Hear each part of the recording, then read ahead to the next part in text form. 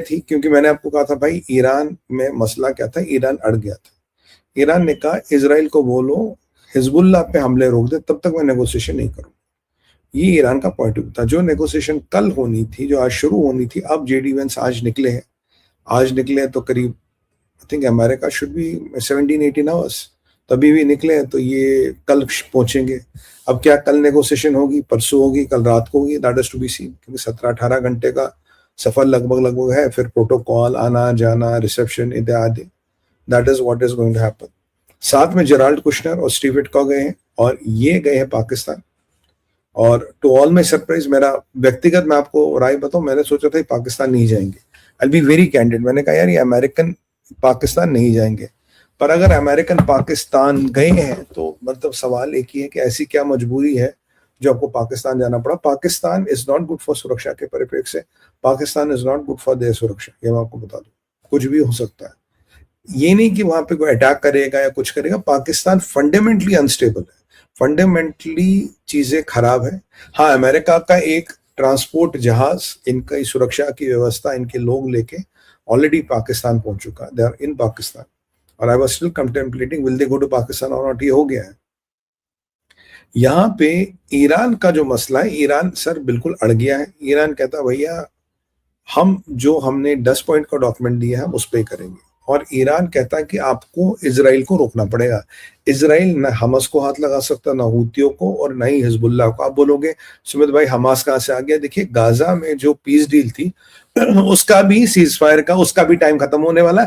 Israel ने बोला था कि जैसे वो टाइम खत्म होगा हम गाजा भी अटैक शुरू कर देंगे। इजराइल ने बोला एक ही बैटलफील्ड है, वो है ये, वो है आपका लेबनान।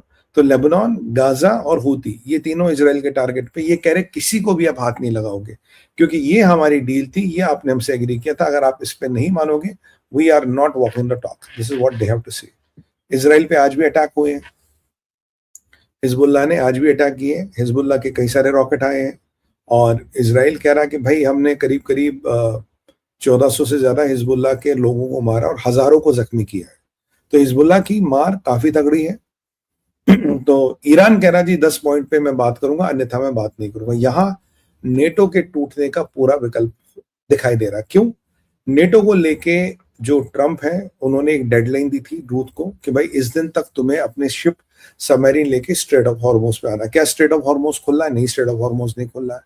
क्या स्ट्रेट ऑफ हॉर्मोज ईरान खोल रहा है? नहीं खोल रहा। ईरान खोल पा रहा? मुझे डाउट है। क्या ट्रंप खुश है? नहीं है। तो स्ट्रेट ऑफ हॉर्मोज में भी परिस्थिति भयंकर बनी पड़ी है। क्या कुछ शिप निकले? नहीं साहब, वो जो 10-15 शिप निकले थे वही निकले, उसके अलावा कोई भी शिप नहीं निकला। परिस्थिति एज इट इज है, nothing has change, things are still at a standstill. तो जो मैं आपको कुछ ट्वीट्स दिखाता हूँ ट्रंप के स्ट्रेट ऑफ हॉर्मोज को लेके। Let me show you a couple of, ये देखिए स्ट्रेट ऑफ हॉर्मोज को लेके।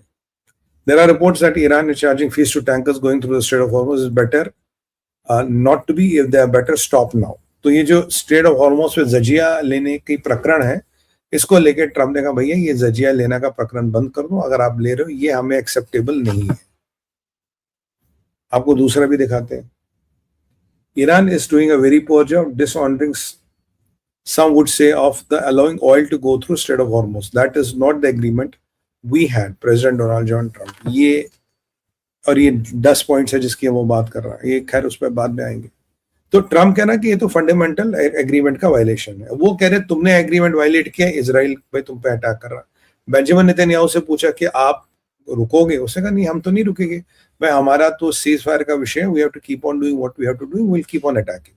हम नहीं रुकने वाले साहब, क्योंकि नॉर्दर्न इजराइल की सुरक्षा का विषय, और जहां तक नॉर्दर्न इजराइल की सुरक्षा का विषय है, तो इसलिए हमें हिजबुल्लाह को निपटाना पड़ेगा। इजराइल ऑलरेडी कह चुका है हिजबुल्लाह हथियार छोड़ने को तैयार नहीं, ऐसे हथियार नहीं छोड़ रहा, तो we have to eliminate Hezbollah. आज भी हिजबुल्लाह पे अटैक हुए। हिजबुल्लाह अस्पतालों से अटैक कर रहा, मस्जिदों से अटैक कर रहा, स्कूलों से अटैक कर रहा। अभी जो हमारे क्रिश्चियन भाई है वहां, इनके गांव से अटैक कर रहा, ताकि आईडीएफ वापस रिटेलिएट करे, वहां क्रिश्चियन मारे जाए। ये भी खेल हिजबुल्लाह का चालू। तो Hezbollah is doing what they are good at. जिहादी वही करते हैं जो गुड एट है।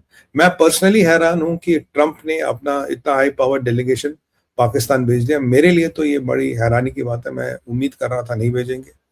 यहाँ कुछ मैंने खबरें सुनी, I again can not confirm them, कि भाई जॉर्जिया मेलोनी कह रही है कि we can look at a military action, कई खबरें आ रही कोई सूत्रों से, we can look at a military action against Israel अगर उन्होंने लेबनान पे या अगर उन्होंने ईरान पे हमले बंद नहीं किए।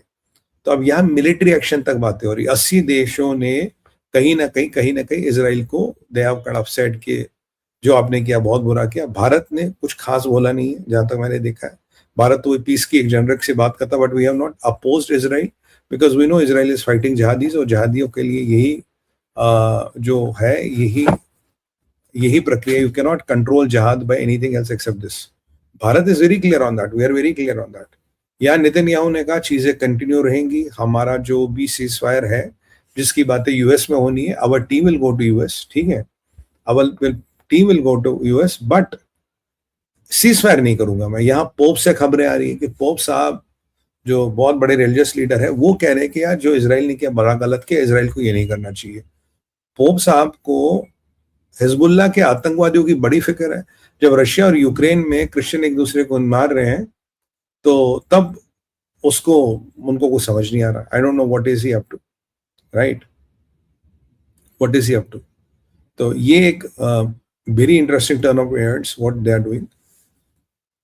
अब देखिए क्या होता है क्या नहीं होता, चीजें थोड़ी हमें एस्केलेट नजर होती आ रही है। ट्रंप बिल्कुल क्लियर है कि भाई मेरे ट्रूप्स में यूएस से वापस ले रहा हूं, मैं यूरोप से अपने ट्रूप्स खींच रहा हूं। उसने नेटो को बोला कि मैं अपने ट्रूप्स आपसे खींच रहा हूं, अगर आपसे यूरोप चलता हो चलो, और अगर आपसे यूरोप नहीं चलता आपकी ऐसी की तैसी। जर्मनी की हालत ये है, जर्मनी कह रहा है जी मैं तो ईरान से बात करूंगा कि मेरी इकोनॉमी साथ हिट हो रही है, I want to talk to Iran ताकि मेरा तेल निकले, मेरी चीजें निकले। और आज to all the surprises Russia का एक टैंकर स्ट्रेट ऑफ हॉर्मुज से पास हो गया है, राइट। यहाँ पे ईरान इजराइल की 5 डिवीजन काम कर रही है, they are taken a big chunk of Lebanon. और यहाँ सुनने में आया है कि ईरान की जो लीडरशिप है इसमें बहुत बड़ा डिस्प्यूट है। इसमें डिस्प्यूट है कि what should be the way forward, क्योंकि ये जो डेलीगेशन गया है जिसमें मोस्ट प्रोबेबली मैसूद पेजेश्कियान है, उसकी डेलीगेशन की पावर और उस डेलीगेशन की वैलिडिटी को लेके भी सवालिया निशान है। How powerful this delegation is and what is the validity of this delegation, are they really capable of doing this. और हिजबुल्लाह के पास आप बैलिस्टिक मिसाइलें आ गई है, वो कह रहे हैं हम बैलिस्टिक मिसाइलें चलाएंगे। आज भी इजराइल पे आई थिंक 3 मिसाइल अटैक आए हैं, आज भी बैलिस्टिक मिसाइलें दागी गई। ऐसा नहीं कि बैलिस्टिक मिसाइलें नहीं दागी हुई है। और रेजा पहलवी कह रहे हैं कि भाई मैं तो I am trying to get some investments into Iran, मेरी बात हो रही है, there are people who are interested to invest in Iran, but अगर ये रेजिम चेंज हो, और ये मेरा मानना अगर ये रेजिम चेंज नहीं होगी तो इसके बिना आप ट्रंप कुछ भी कहते रहे, it is not a done deal, it is not what Trump expected to happen. Ayatollah Khamenei और मुज्तबा खमेनी में मेरे हिसाब से कोई फर्क नहीं है। That is just a figment of imagination, that is what I really think about it. उसके अलावा जो हम देख रहे हैं कि इजराइल में आज भी इम्पैक्ट्स हुए हैं, और आज भी ईरान से तो कोई मिसाइल आने की वो है नहीं, बट मिसाइलें ईरान हिजबुल्लाह की आ रही। फतेह